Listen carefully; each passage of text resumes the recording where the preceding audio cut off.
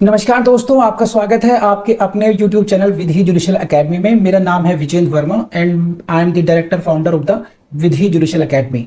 We provide coaching for the judicial services exams, and through this video we are trying to reach out to you to provide you full professional exam oriented coaching for the judicial services, and that is free of cost.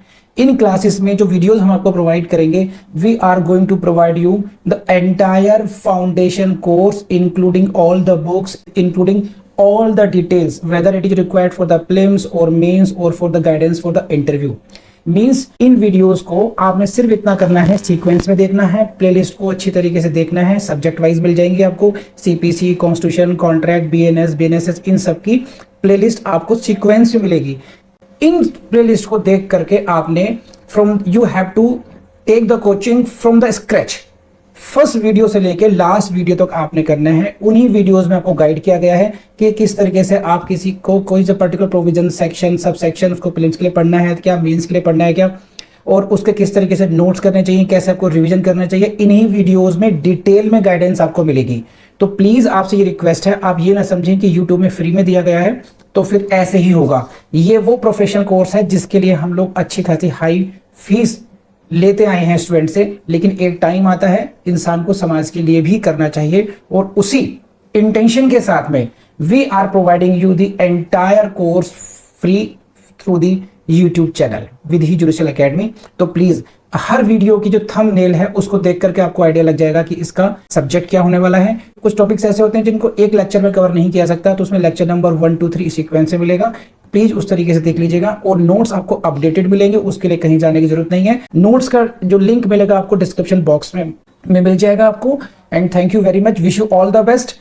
सो अब आगे बढ़ते हैं। अब देखिए इसको, जो remaining part है, इसका रिमेनिंग पार्ट क्या कहता है। And the court if satisfied of the sufficiency of the cause assign may order next friend to be removed and make such order as to the cost as it thinks fit. This is the remaining 9(1) का जो last का part है। इसको मैं आपके लिए पढ़ता हूं दोबारा, and you should read it with me accordingly. ऐसा हर बार करते हैं आप लोग। Please go to the slide and see the language. What is this? It is not so technical. Please see this. This is and the court if satisfied, satisfied किससे? Satisfied of the sufficiency of the cause assigned, of the cause assigned, यानी कि this cause से, इन पांचों grounds में से if the court is satisfied, यदि court न्यायालय संतुष्ट है किसी भी ग्राउंड से, जो कॉज असाइन मीन्स जो कारण बताए गए हैं उनमें से किसी भी कारण से यदि न्यायालय संतुष्ट है, the court if satisfied of sufficiency of the cause assigned, then court may order, court ऐसा आदेश दे सकता है, मीन्स ये कोर्ट का डिस्क्रेशन हो। Court may order what? Next friend to be removed accordingly, कि वाद मित्र को हटा दिया जाए। तो फिर अगर कोर्ट, न्यायालय को ये समाधान हो जाता है, न्यायालय को ये संतुष्टि हो जाती है कि उपरोक्त पांचों ग्राउंड्स में से, आधारों में से कोई आधार सही है, सही है, या तो वो अपना कर्तव्य पालन नहीं कर रहा है, या उसका इंटरेस्ट उसके विपरीत हो गया है, या वह किसी डिफेंडेंट के साथ इस तरीके से संबंधित है कि वो ये माना नहीं जा सकता कि वह उसके हितों का ध्यान रख पाएगा, या वो उसने भारत में रहना छोड़ दिया है, या कोई अन्य कारण है। इन पांचों कारणों में से यदि कोई कोर्ट का समाधान हो जाता है इसमें, तो फिर court may order the next friend to be removed accordingly, कि कोर्ट उसको हटा सकती है। सेकेंडली क्या करेगी? And make such order as to the cost, इसको मत भूलिएगा। तो दो ऑर्डर हो रहे हैं। नंबर 1 है रिमूवल का, and within that order, उसी के अंदर there may be order of cost as it thinks fit, कि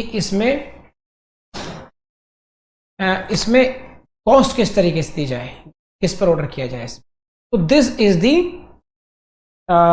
this is what remaining part of the 9(1). And now come to very very important part is this what 9(2).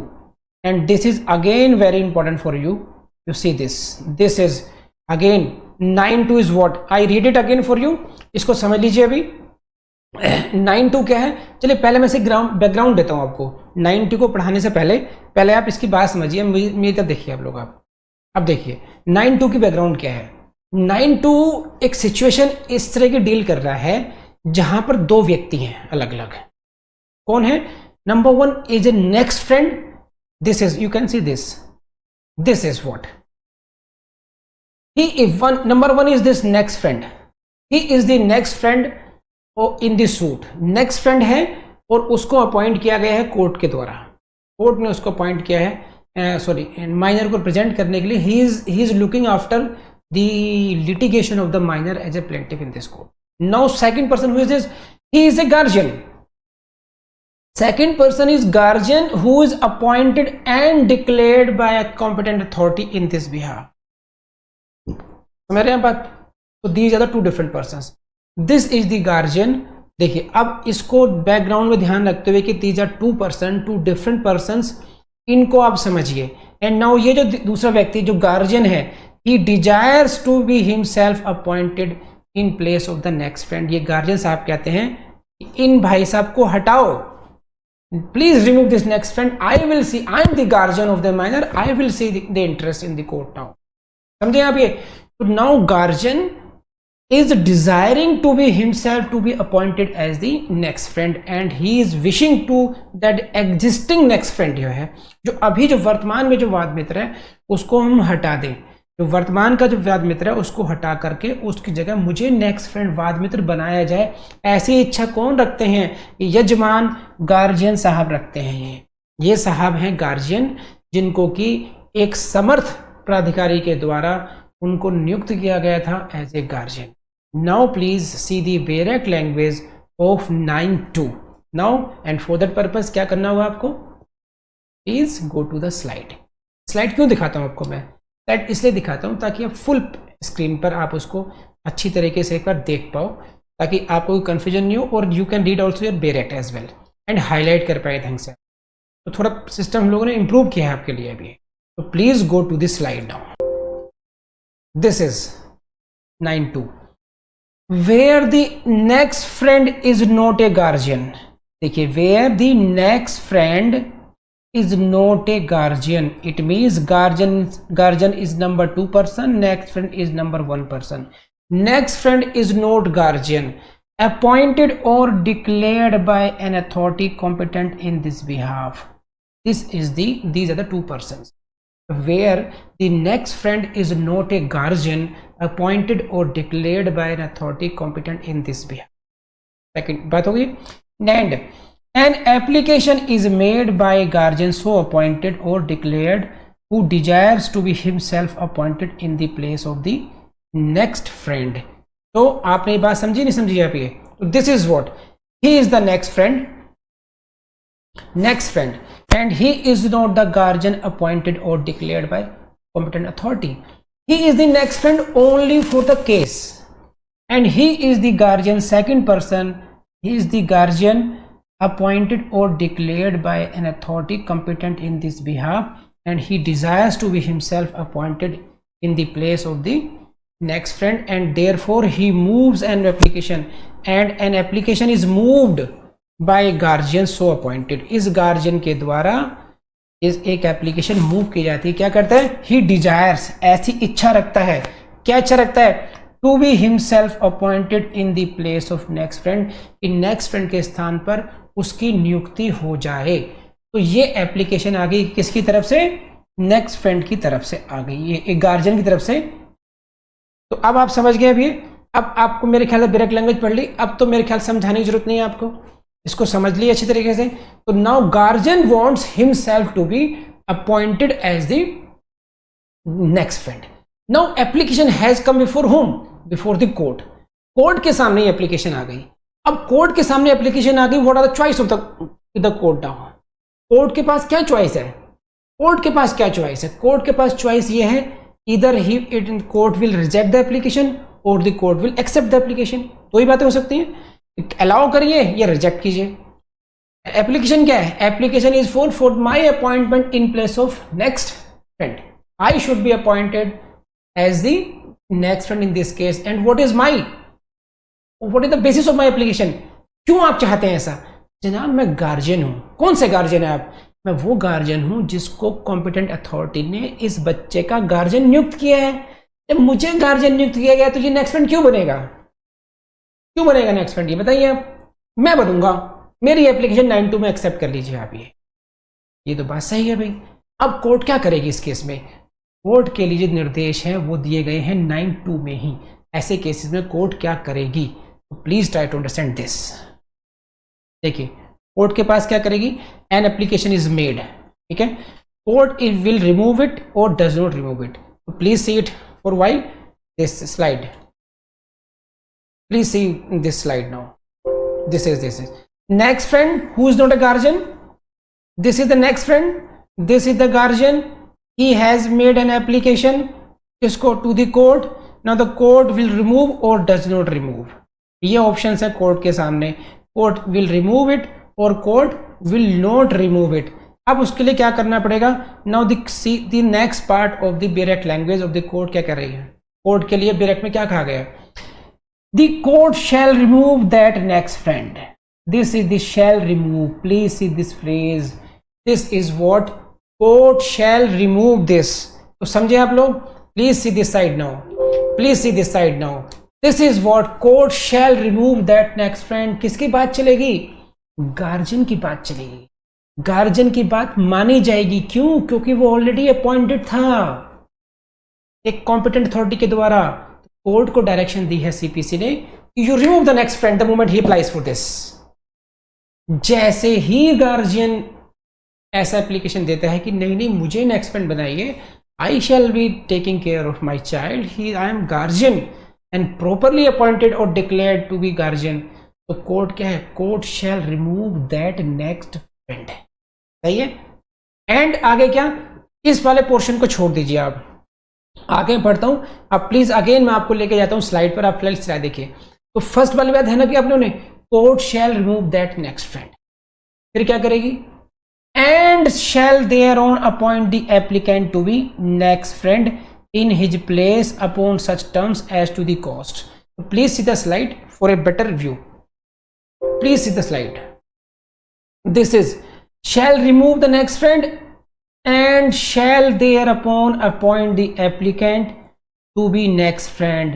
applicant कौन है? Guardian है, उसको next friend बना दिया जाएगा in his place upon such terms as to the costs already incurred in the suit as it thinks fit. तो court क्या करेगी? Number 1 court shall remove the next friend, number 2 court shall appoint the applicant as the next friend and terms किन cost per? Third पर cost के बारे में देख लिया क्या करना है।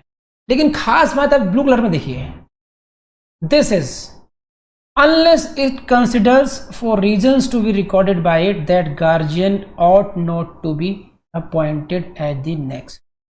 तो ये हुआ जनरल रूल इधर वाला और ये हुआ इधर वाला exception.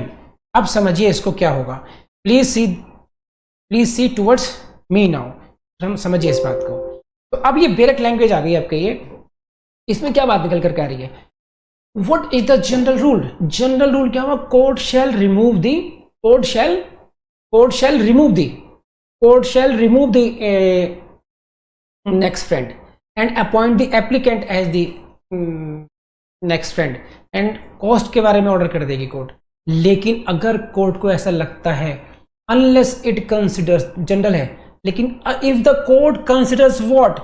If the court considers that this guardian ought not to be appointed as the next friend of the minor, ऐसी स्थिति में कोर्ट ऐसा भी मना भी कर सकती है कि no you can not be appointed as.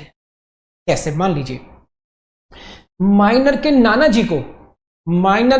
जी को गार्जियन अपॉइंट कर दिया गया था। यू सी दिस, ये जो गार्जियन साहब हैं ये नाना जी हैं, उनके नाना जी, ठीक है, मैं लिख देता हूं नाना जी, इनके चेहरे पे लिख देते हैं नाना जी। तो नाना जी has been appointed as the guardian of the minor, but he is not that literate, is not so energetic, but he is now desiring to be appointed as the next friend. In such cases, if the court comes to the conclusion that unless it considers, please see the ये sky blue color जो है, unless it considers for reasons to be recorded that guardian ought not to be appointed, guardian that then court may disallow that application, नहीं बनाएंगे आपको होंगे। तो please अगली वाली थोड़ी मैजिकल स्लाइड देख लीजिए, आपके लिए बढ़िया बनाई है मैंने। Please see this. Now I will take you again to the slides. तो please move to the slides so that इनको आप ढंग से समझ पाए इसको.